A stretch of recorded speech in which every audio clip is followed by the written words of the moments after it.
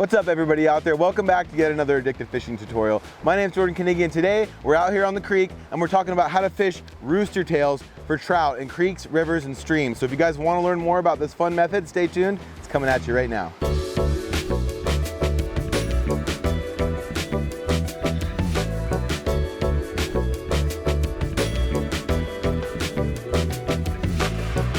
So for you beginner fishermen out there, you're probably wondering what the heck is a rooster tail? And rooster tail is a spinner. And these spinners have this little marabou tail on the end of them and come in a variety of colors. The nice part about that tail is it adds that little bit of action once it hits the water, makes it look like the tail of a fish swimming. And then it's a variety of color that will make you more effective. You can see here like what I have on my box. I have the white body silver blade, I have black body silver blade, I have green with a gold blade, I have yellow with a gold blade, orange with a gold blade, I have this little crawdad one. And having that variety of those different colors will make you more effective because you'll be able to change up on those sometimes finicky fish. Today we're fishing an ultra clear river behind us, so I'm gonna wanna try those different sequences of colors where I'm gonna start with a black body or a silver blade, then I'm gonna go to something with a gold blade, then I might switch to something completely abstract to see if I can key in on those fish's bite. But on the same lines of having different colors, different sizes can also be very important. I really only have two different sizes of spinners here today because mainly I don't really like to fish anything smaller than that 6 ounce or that 1/8 ounce because it's very hard to cast in these small little rivers. We're gonna be breaking down a lot of structure, which we're gonna show you here in a second. We're gonna be casting behind rocks, we're gonna be going behind boulders, and having too light of a spinner sometimes can make it really hard to get that decent presentation out in front of those fish and down into that strike zone. So different sizes, different colors, and especially different blade colors will make you a lot more effective in finding what lure works best for you on a creek, river, or stream like we have here behind us. So moving on from the spinners, we're going to talk about our rod setup that I like to use for this. I like any sort of ultralight rod. There's a lot of different makes and models out there, but I like this Okuma Stylilo the best, mainly because it has a very soft tip and it makes it easy. You can see how flexible and easy that tip bends. And what that does is it makes it very easy to cast a light lure. This is a 7.5 foot rod with a 4 to 10 pound line rating. This is actually a great rod because it has the backbone to fight a big fish, but it also makes fighting those little brook trout and stuff a lot of fun because of that sensitivity. What I have this rod reeled with is an Okuma Kaimar C30 reel. When choosing your reel, try to keep within that 20 or that 30 series of reel, or a 2000 or a 3000 series depending on what kind of reel you're using, because it'll go well with the weight of your rod. You don't want one that's too bulky and too big, and this reel can handle just about any size trout that you could possibly hook into. The line I have on here is a Addicted Enforcer braid. You can see that light fluorescent orange, and I have a 10-pound fluorocarbon bumper, about 20 feet of it tied onto that. The nice part about that Enforcer line is it's very visible to the eye, so you can see where your line is fishing other than just seeing your spinner as it's in the water, which I'll explain more in a little bit. But adding that fluorocarbon bumper with any sort of blood knot or uni knot, which you can find on our page Addicted Fishing, check down in the links. There's a lot of knot tying tutorials that we have on our channel. But connecting that fluorocarbon bumper will give you a lot more stealthy presentation, and it'll allow you to get in front of those fish without spooking them at all. At the end of my fluorocarbon bumper, I've tied a number 6 barrel swivel in line. And what this does is it counteracts the spin of that blade, and it also allows me to add a lighter line below this. What I've done is below that swivel, I've just tied that on with a typical fisherman's knot. I got my barrel swivel, and then I've added an 8-pound fluorocarbon to this, all the way down about 1.5 feet to my rooster tail here. And I went with the black and silver one to start here, and I'm gonna be switching up as we go through today and showing you different areas in the river we wanna fish. But that 1.5 foot bumper allows you to add that nice, clear, lighter line in front of that spinner so those fish won't be seeing it. And it also allows that line to spin freely with that spinner blade so that it doesn't twist up your line and cause any kind of unnecessary knots. So now that we've gone over the basics, let's step into the water, work down this river, and show you guys exactly how to fish these things. So the beauty of fishing a spinner in a creek, or a rooster tail in particular, is the variety of water that you can fish. I'm gonna start stepping down this river today, and I'm gonna show you guys every little nook and cranny that's fishable with something like this. What I'm gonna be doing is I'm gonna be covering water with a system, so I'm gonna show you here in just a second, but then I'm gonna be very adamant on changing color and changing presentation as I work my way through. If I fish a spot where I know there's gotta be a trout, then I'm gonna switch colors, I'm gonna switch angles, and I'm gonna switch presentations so that I can get that fish to key in and bite my lure. One thing in particular we're really gonna focus on today is being very stealthy as we go down this river. We have a very clear creek. Even if your creek's a little muddy, these trout survive off of their eyesight. So being careful and slowly approaching a hole with some sort of strategy can always be the most important part of catching these things. Not even so much the lure presentation. It's just about getting to those fish before they see you. So what I'm gonna always do is a spinner method that I teach a lot in all of our tutorials. I'm gonna use that close, middle, far presentation, and I'm gonna work my 45-degree angles. So first off, I'm gonna step up to the river here. I'm gonna make my first cast about halfway across, and that's my close cast. I'm gonna keep my tip low. I'm gonna watch that spinner blade out in the water, and I'm gonna make sure it's actually getting down in the strike zone and it's not just right under the surface. How you counteract getting that thing down is reeling slower. When you have moving current like this, a lot of times the current will create your presentation and will get your spinner blade spinning without you doing anything. So now that I made that first cast at 45 degrees, halfway across, I'm gonna do the same angle, but I'm gonna go a little bit further. That time I went all the way across the river. I got my tip pointed right at that spinner, about, I don't know, 2 or 3 feet above the surface of the river, and I'm just gonna lightly reel that spinner, just making sure that that blade is spinning. A lot of times having a good pair of glasses or being able to visually see through the water can be super imperative, because you need to know that that blade's spinning, and you need to know when it's spinning too much. You don't want your blade going 1,000,000 miles an hour and sitting right under the surface. You want it just doing a slow lope, putting off a lot of light and going down right into those fish's face, because the reaction that these fish are having to this, it doesn't look like a meal, it doesn't look like any sort of natural bug they're eating, but what it really does a lot of the time is it pisses them off. It's irritating, it's in their face, it's sitting there flashing, and they can't help themselves, they're predators, to go and hit it. So that's what we're keying in on here today. So now that I made those 2 casts, I went 1 to the middle, 1 far, I'm gonna take 2 big steps down the river.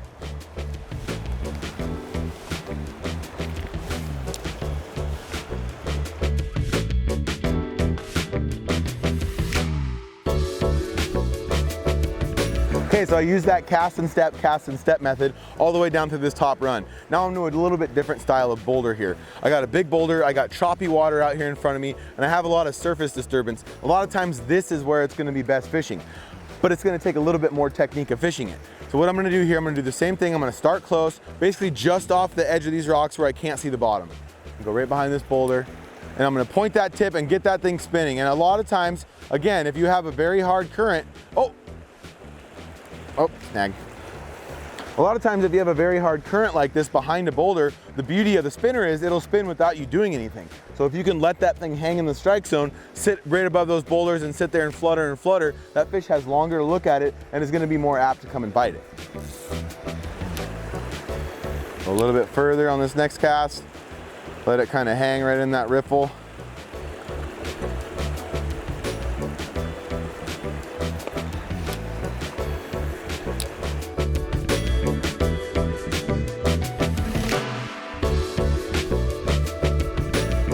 We haven't found anything yet, but we're effectively covering the water, so I'm confident.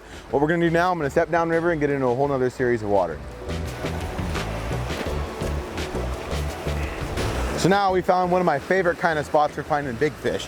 What we have here, you see this big rock shelf, comes down, dumps off, and then creates this very turbulent, moving pool with a ton of surface cover. The reason those fish will like that is, 1, that bubble line, there's a lot of oxygen. 2, there's a lot of turbulence, so it's kicking up food, it's bringing all those bugs down to those fish. And 3, it's a great place to hide for them because it's deep. So you're gonna want a little bit bigger lure at this point. So this is a 6 ounce. I'm not gonna use an 1/8 ounce in a hole like this. I'm gonna stick with that 6. And why that is because we wanna really get down in this situation. If you use too light a spinner in a boily hole like this, it'll kick it right up to the surface and you won't actually get down into the hole. So let's see if this works. The most effective way of actually getting down in this hole isn't necessarily going to be casting close and into the riffle. I'm going to aim for that far side, right where that nice little frothy little eddy is, and I'm going to let that thing get underneath that current and then swing through the strike zone. So here we go. I'm going to do a nice underhand cast right over into that zone. I'm going to let it sink down, and then I'm just going to let the current do the work and swing it through there, just like that. I know that blade's spinning. I can feel that tension on my line. As soon as I feel that die off, I'm gonna start reeling a little bit faster and bringing it back towards me. Let's try it again. Oh, darn it. Got a really good bite there. He just hammered it on the way through. I'm gonna try one more cast with this black and silver, and if I don't get another bite, I'm gonna try switching color because I know there's gotta be a fish here.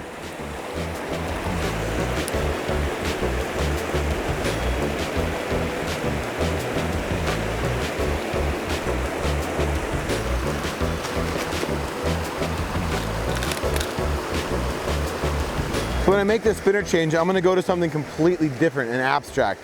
I was using black and silver, and now I'm going to orange with a gold blade. Sometimes when these tails are a little too long, it'll cause you to get short bites. Those fish will actually go through for that little marabou tail. So what I'm actually going to do here is cut that down just a little bit so that those fish, when they go to grab that tail, they grab the hook instead. I felt like that's what happened when I just got that bite there. So I'm going to rig this thing up. Again, going with the 6 ounce. Normal fisherman's knot. And we're ready to go. Gonna make that same cast over there. Keep that tip low.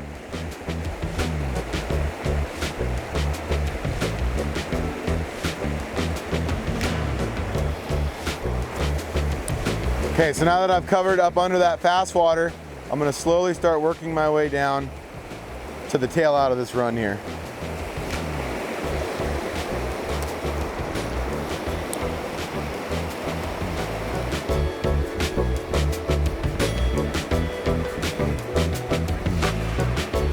Okay, so we've effectively covered a lot of different water here. We might just not be in them. So I'm gonna keep this color on. Let's keep heading downriver.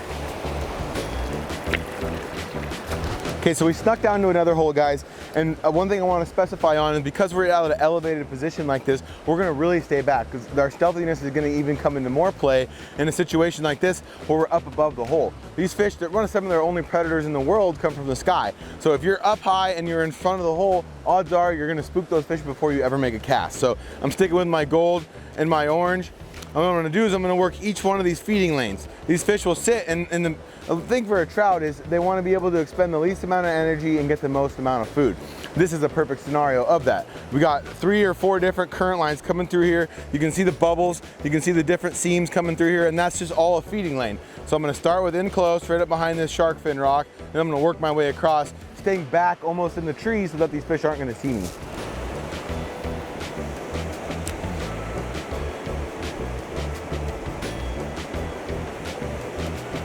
In this particular situation, because I'm casting upriver and then specifically into fast water, I'm gonna have to reel a lot quicker to get that blade presentation and to get it to actually spin. Sometimes you can either counteract it with a little jigging motion just to spin that blade, or just with reeling a little bit faster. I'm gonna make a cast a little further.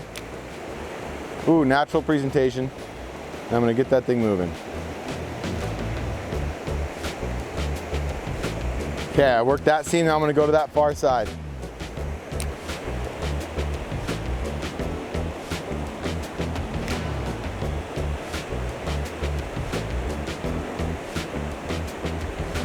Okay, so nothing in there. One thing I'm starting to wonder now that I haven't been getting that many bites is that my lure is a little bit too big. So I'm gonna make that change.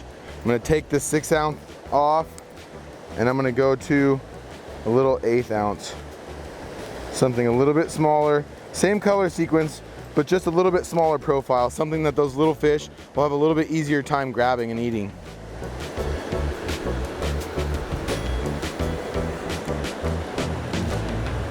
Okay, we'll try one more cast on this spot and then continue moving downriver.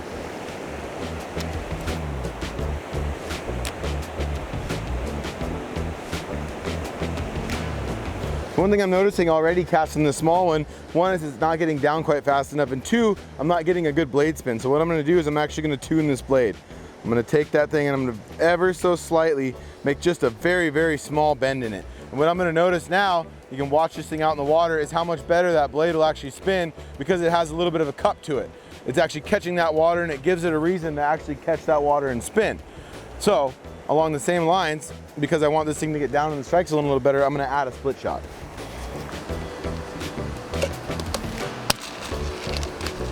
Okay, because I'm using this smaller lure, what I've done is I got just a little number 8 split shot. It's another good part of having this swivel on here, is I can add that split shot right above my swivel and it won't slide down, but it adds that adequate amount of weight to where I can actually get down in the strike zone here with a smaller presentation. So let's see if that helps us.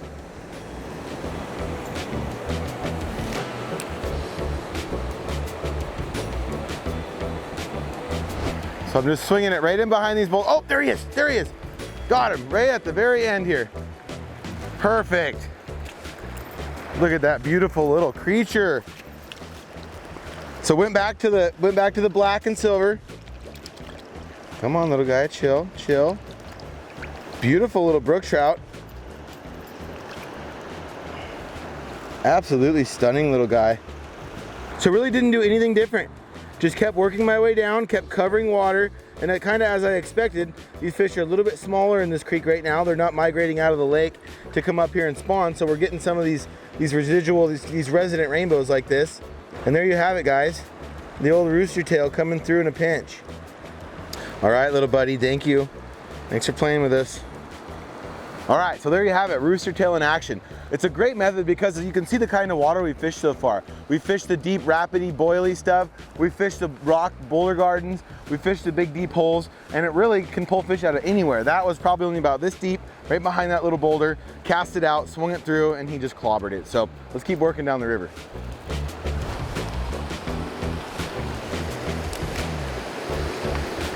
Got him, good fish, good. Oh man!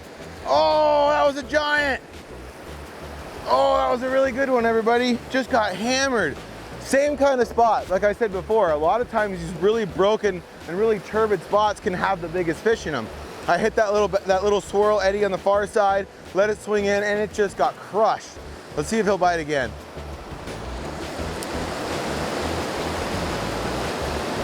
Darn it. Darn it, darn it, the one that got away, everybody.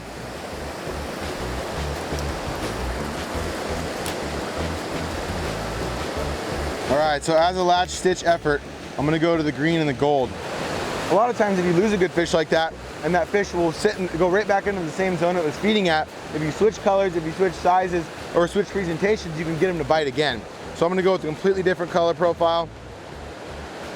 I'm going gold and green. I'm gonna toss it right back into where I hooked that thing.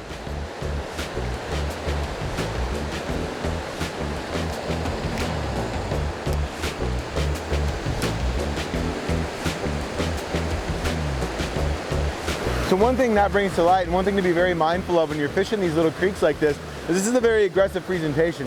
A lot of times you're gonna hook those fish on the very first or second cast into that zone. I made that first cast close, that second one farther, and it instantly got bit and my guard was down, so I didn't really get a good effective hook set on that fish. So be ready when you cast this thing into the sweet spot, because odds are if a fish is there, you're gonna get bit. One good thing to remember too is what was working for you. So I switched that lure presentation up in that last hole to try to acquire another bite. I'm gonna go back to the lure that was working best. And using that method of going back and forth with those different lures can really, really help you get more bite. Sticking with the one that you know is working and that you've caught fish on is gonna be imperative at times, because you need to be able to get that in there and have that confidence in what's been catching the fish.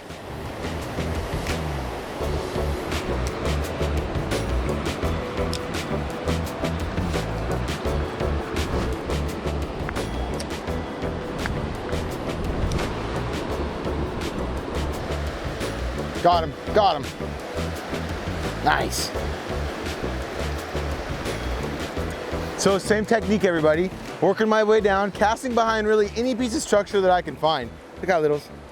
Any piece of structure you can find, any sort of habitat or any sort of cover that those fish can have, so they can easily sit, easily feed, and just rest while they're waiting for that food to come their way. And that rooster tail is just a great way to get a presentation into this kind of water. Well, there he goes. It's been an awesome day out here with you guys. I hope you guys learned a lot from this tutorial. If you have any questions, be sure to comment below and interact with this video. And we at Addicted Fishing will be able to get back to you guys and help you become more avid anglers and go out and have more fun on the river. If you guys want to see more awesome content just like this one, go up here and click this link to this next video. We have all kinds of awesome trout tutorials for you guys out there. Go down, hit subscribe, turn that bell on, and give us a thumbs up. And do not forget to comment below, and you can be the comment of the day, just like this guy right here. Thank you so much for tuning in, guys. You stay fishy. We'll see you out there.